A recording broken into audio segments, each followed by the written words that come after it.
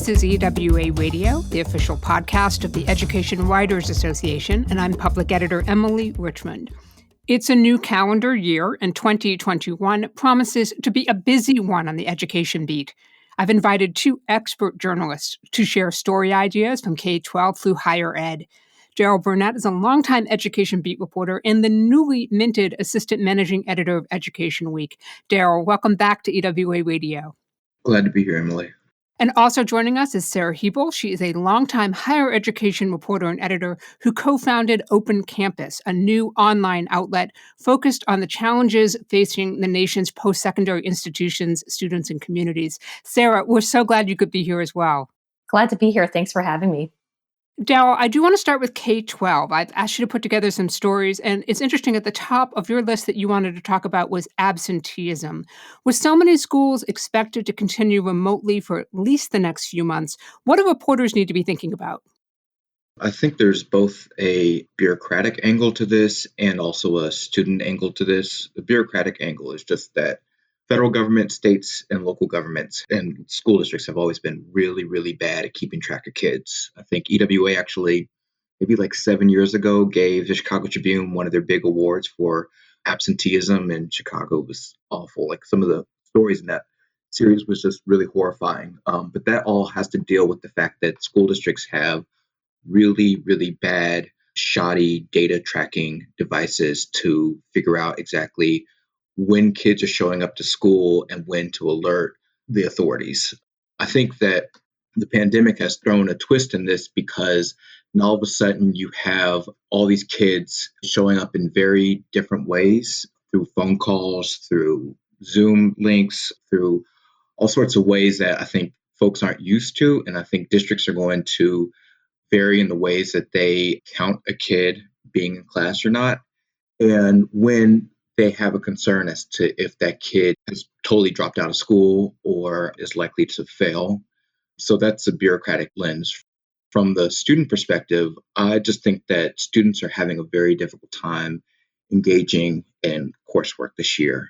Education Week actually has an issue coming out in a couple weeks about student engagement. And I think some of the reporters' findings here are just that teachers, nonprofit organizations, principals are really trying all sorts of unique ways to engage students, to make sure that they are showing up, to make sure that they have all the resources necessary, et cetera. So I would not do what I think a lot of reporters are doing this year, which is a lot of kids are missing and then stop their coverage then. I would continue to basically cover this as like part of your beat throughout the entire year.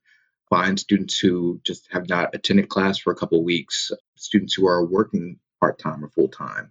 We're finding there are instances in which kids are actually more engaged because of online learning, that they were distracted in in-person learning. So I think, there are all sorts of ways to write about how the pandemic is impacting attendance and how districts and students are responding. What I keep thinking about is in the old days when a teacher would take the roll in the morning at the beginning of class and she'd call off a student's name and a student would respond present. And this is the difference, isn't it, between present and engaged, because you can be present on the other end of the computer screen, but just not really paying any attention to the material or for whatever reason facing these challenges that keep you from participating. And that's something that if the kid was physically in a classroom, a teacher would be able to notice. Exactly. I mean, that's even before the pandemic, a lot of districts were struggling with how do you count attendance. I mean, I covered school finance for 2 years, and in the school finance world, that was a really complicated question as to how to reimburse school districts for kids that sometimes showed up, sometimes did not show up. Mobility and student attendance is just a huge issue. A couple of years ago, when all these states put in their accountability system attendance, it was like the majority of states said, we want to hold schools accountable for this. All these school districts said, well, some of this is our responsibility as far as if kids are going to show up or not. Some of this is the court's responsibility, and courts are really bad at, enforcing truancy laws. I mean, this was a mess before the pandemic. So I just really worry what's going to happen with these kids come the fall, come the next semester. You have a couple of stories on your list that are very clearly about equity, and the first is a fiscal one. Let's talk about taxation and budget cuts. Yeah, I really do think that this year has really thrown a wrench in school funding. I mean, less than 10 months ago, school districts were finally starting to inch out of the last recession. School districts lagged other government agencies across the nation because of all the tax cuts that states instituted to recover from the last recession.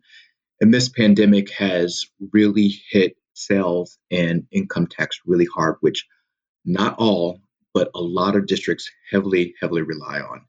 And so just an easy question that any reporter can ask is, how much does my district rely on sales and income tax? You should be able to find that either through federal data or your own superintendent.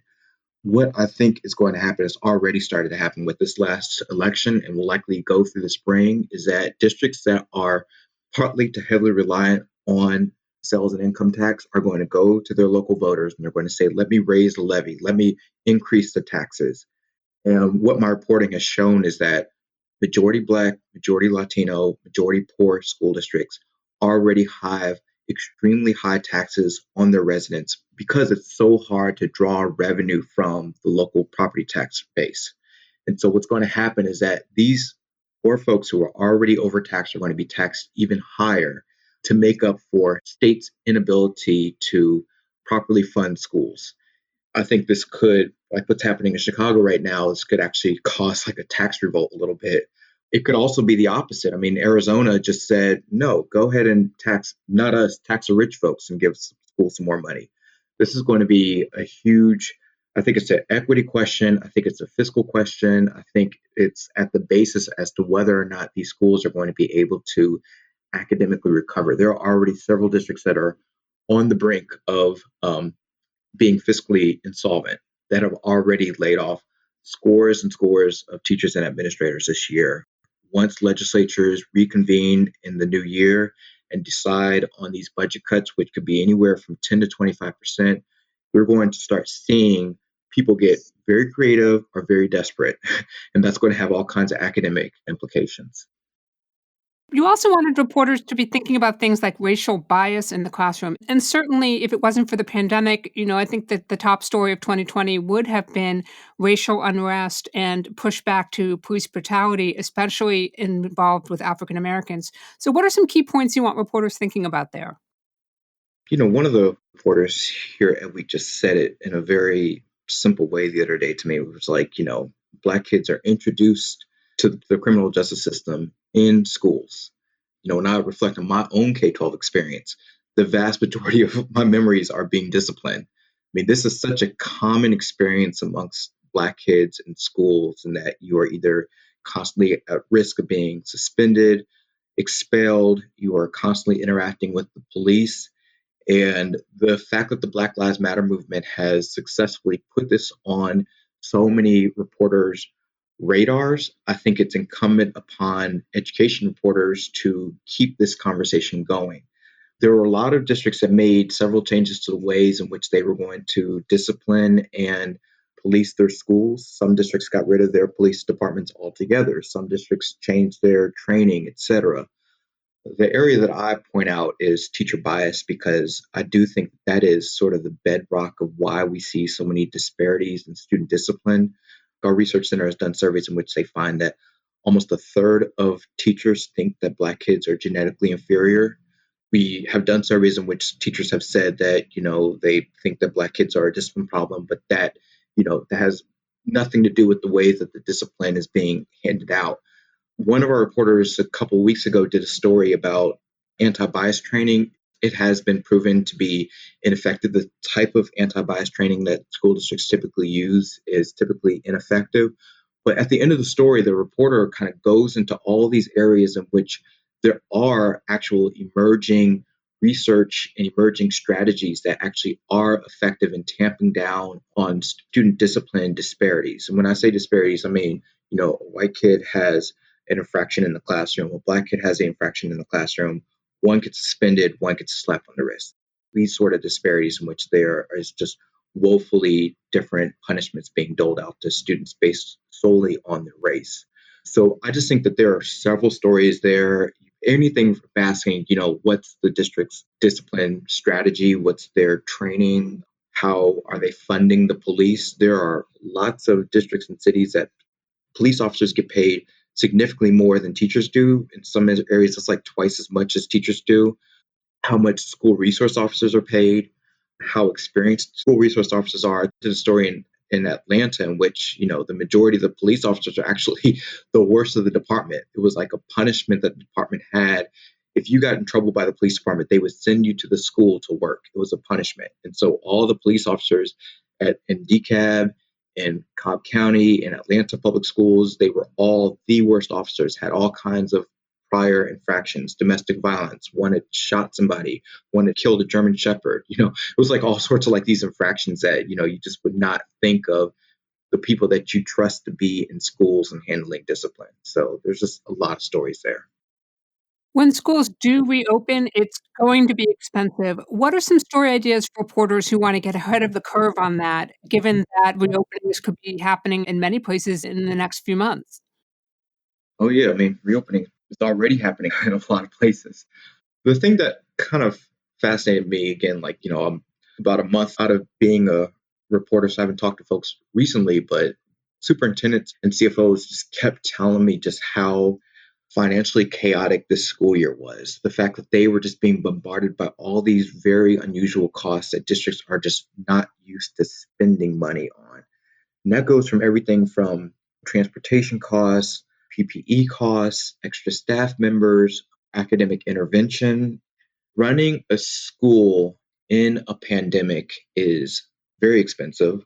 But in addition, I think that there is this sort of push and pull that I see in a lot of states in which school districts are treated sort of like a stepchild and they're not included with all the intervention efforts for preventing the spread of the coronavirus. So, for example, the health department will say, we're going to give this much money to the prison system to make sure that they can test the inmates, to make sure that they can keep them socially distant, to make sure that they can quarantine people, etc.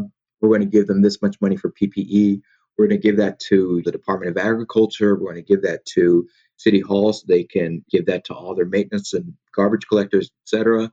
Then they go and tell the school districts, you got to pay for this on your own. Well, school districts aren't set up to pay for pandemics. They're set up to educate.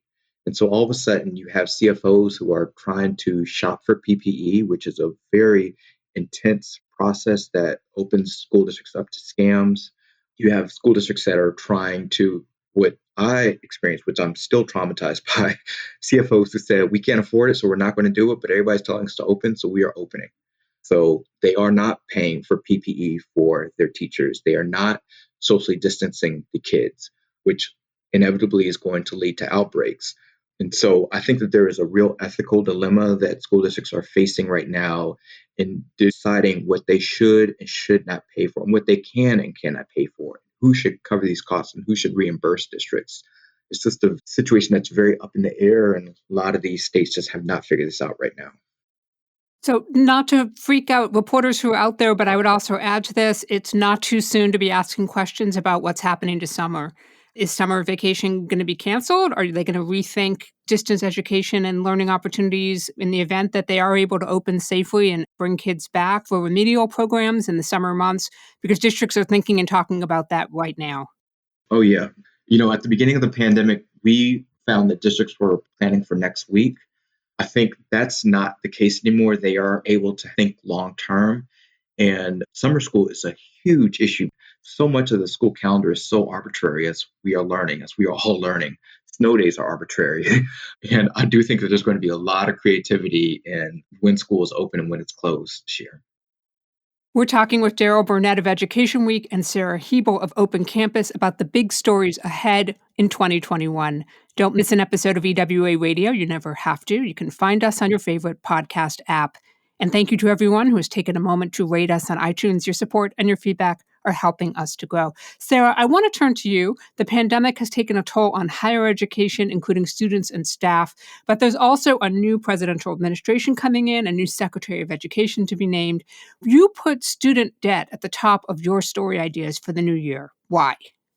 Well, it's obviously something that's at the forefront of a lot of political conversation right now and national conversation as well. We have $1.6 trillion or so of student debt in this country, and it's a big burden for some people. And it's something that I think people are interested in seeing what can be done about early on in the Biden administration. I think that's definitely true. And certainly, there's this question of how much debt should be forgiven and whether that attitude has changed as a result of the pandemic and the ensuing recession, if that is reshaping any of those conversations about eligibility. So this whole year has put a lot of emphasis on a range of financial questions that we all face. And this conversation about debt was something that was already percolating before the pandemic hit. And so the pandemic has, and the financial pressures it's putting on individuals, has only intensified. You add to that, some of the conversations in which, the repayments for some borrowers have been paused for a while. And it's just a topic that's always going to be coming to the forefront when you're talking about what bills people are really worried about and what they're facing day to day. So clearly, having student loan debt is a socioeconomic issue. Why is it also a racial equity issue? Well, it's affecting different borrowers differently. And several studies have come out this year that have really put emphasis on that and really revealed just how stark some of these differences are. One thing that I like to talk a lot about, and you probably saw this mentioned in my note, is that we often talk about student debt as a crisis very broadly, but really it's not a crisis for everybody. For some people, it is a pathway to opportunity, and it's something that if you're a middle or upper class family or student from a family who can help you pay them back, you're able to navigate that, of course, with some stress and added responsibilities as you're trying to find a job after you graduate. It may not be fun, but you can do it. For other people, it buries them and they never are on track to pay it back. So, really taking a look at for whom is this a crisis, I think is a really important role that we can play as reporters. The people who are really most affected by it are people who have some college but no degree, people who attended for profit colleges, and then, as you were alluding to, Black students and families. One of the recent studies that came out this year talked, for instance, about who's on track to paying off their loans. And 13% of Black borrowers are on track to never pay off their loans. They're never able to get above the interest payments, and that just accumulates over time. And then what happens is it perpetuates inequities across generations and the wealth divides. So the disparities are growing. Another one of the studies of this year showed that Black graduates have almost $8,000 more in debt than white graduates, and that's a gap that's grown over the past years. Well, also, in addition to it being a crisis for students, it can be a crisis for their parents. Where can reporters find information about that, about questions about parent borrowing? Yes, that's one topic that is undercovered a lot, but debt is not just an individual issue, it's often a family issue for paying for college. And there again, we see a lot of disparities in the numbers. One thing that's great for reporters is that there's new data that the education department has just put out on Parent Plus loans. Those loans are often at the center of some really important questions about how much debt people and families should be taking on for college. So you can search by institution now at the education department to see how much parent borrowing is happening at different places. But some things that are important to note about parent borrowing is that these loans, unlike many other federal student loans, they have no limits. There aren't credit checks done on people's ability to pay. And there are often colleges who will package these loans to make their aid offers look a little bit better. And that, I think, in some cases, depending on how much information is made available up front, can be really misleading for families and cause some to be making decisions in which they end up taking on more debt than perhaps they should. We also want to talk about who's going to college and who's staying home. Because the pandemic hit in the spring of 2020, it's actually affected two different classes of high school seniors who may have been thinking about college. So, what do you want to talk about in terms of the classes of 2020 and also 2021? So we just saw some early preliminary data come out from the National Student Research Clearinghouse that showed just how much college going of the class of 2020 had dropped in terms of immediate college going in the fall. And some of those preliminary numbers show a really significant drop. And that's probably not surprising. What was really striking to me was just how sharp that drop was among high poverty high schools and low income high schools. There was a 33% drop in the number of students from high poverty high schools who went to college immediately this fall from the previous year. And that meant that fewer than 1 in 5 of them was going to college. So paying attention to then what happens to these students, a lot of them, college counselors that I've talked to have told me, are still interested or say they are still interested in eventually going to college. They're saying that they realize that remote learning is not the best way for them to learn. So they don't want to start their college years off in that environment.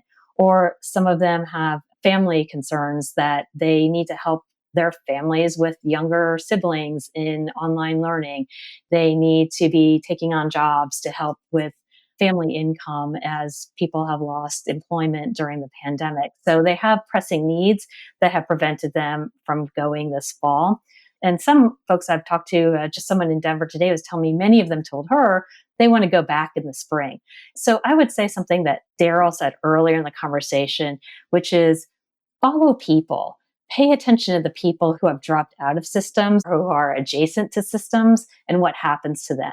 This class is really fascinating to see whether people will go back to college or what other paths they find or what college looks like for them. I think will be really important not only for individual stories and for the campuses themselves, but for society as a whole. Because again, this is another spot where you see disparities widening, where you see that it's more likely that low income students, Black and Hispanic students, are the ones who are not going to college. And research has shown that in the past, often if you don't go, it's harder for people to go back. So what happens really matters. Jill Biden, who has a doctorate in education, is a community college instructor, and she plans to keep teaching even after she becomes First Lady. Sara, I've been arguing for a long time that community colleges don't get enough attention from the general public, but also from education journalists. Do you think this is the year that's finally going to change? I don't know if it will ever change, but I am very much in the same boat as you. I think these institutions are, I mean, they serve about 40% of college students in the United States. They play incredibly central roles in their communities in terms of educating the population, but also in terms of economic recovery and reinvention. So, what happens to those institutions really matters for people, but also very much for entire regions of this country. And I would say that they're placed under a lot of pressure right now. When you look at the enrollment data that we're seeing for this fall, and we were just talking about the class of 2020 not enrolling, those first time students who aren't going to college, those absenteeisms are hitting hardest at the community college level. Across the board, across the country, enrollment in community colleges is down by about 10%. And that's unusual. In times of recession, we often see that community college enrollments go up, but this time they're going down. A lot of the factors are the same ones I mentioned earlier that have kept the class of 2020 from going to college. There are some real urgent pandemic related problems that people have in their lives that they need to help fix, they need to attend to, they need to work through. You see people who have increased childcare demands. They have jobs that they're working, they're on the front lines, they're caring for families. And so it just becomes harder and harder for them to attend college. And also in the past, it was often one sector of the economy or a piece of the economy that was failing. So a community college had an easier time of sort of seeing how to transition people from one failing industry to others that were growing. Here, when you have sort of widespread economic downturn because it's part of a pandemic, it's harder for people to see what would the next job be and what should I even be preparing for. In addition to community colleges not getting enough oxygen, I think we could say the same for regionally oriented public colleges, especially when the majority of students are going to go to school within about 50 miles of their home address. They're not traveling out of state, they're staying at a public school. What are a couple of story ideas for reporters on that front? Yes, the regional publics are oftentimes called the workhorses of American higher education, and that's very true. I would say that I would pay attention to the budgets of these institutions in particular. As you see state cuts coming through, these institutions are going to be hit disproportionately hard. They are especially reliant on state funds. They have limited ability to attract as wide of a range of students who could be paying their full freight as the public research universities in their state. And they also don't have access to some of the bigger research grants or the wealthy donors that those top publics have. So these regional publics are really going to be hit when states start cutting money to higher education. And studies have shown repeatedly that then when budgets are hit, that has direct impacts on those institutions' abilities to serve students, to provide as many student services, and then that will impact graduation rates. So I would look for the budget cuts impact on the institutions, but even more importantly, like what's at stake from that? Who does that affect? And how does that change who they can serve and how well? You'll also see clearly program cuts. We're already starting to see some, and also changes in faculty composition as well, who is actually teaching students and how many professors are still able to be employed by these institutions. These are all things that are up in the air and are important things to be watching. This is the time of year when we start to see a lot of the analysis of the 2020 presidential election in terms of how people voted. Why should education reporters be paying attention to voters' education levels? Well, one thing that really struck us as we started looking at the numbers was just how much the college degree has become a fault line in American politics. And that has really changed significantly over the past 20 years. And in fact, in the 1996 elections, Republican voters were much more likely than Democrats to have a college degree. Now, almost every single county in the country with an education attainment level that's at or above average for a bachelor's degree and above has moved sharply to the left toward the Democrats, and those that are among the least educated have moved sharply to the right. So it's really at the center of a lot of the factors that are causing and exacerbating the divides that we have here in this country. It intersects with a lot of other dynamics, including wealth and employment and health.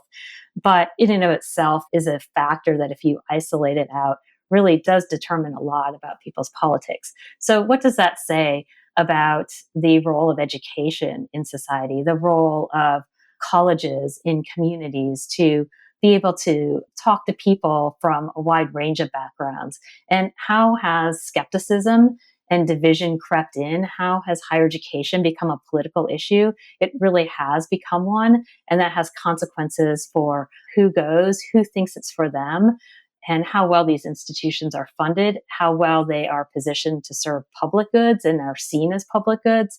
So, really getting to the bottom of that, that can really matter, and helping people talk more directly to one another and thinking about colleges' roles, I think are all important stories to be telling.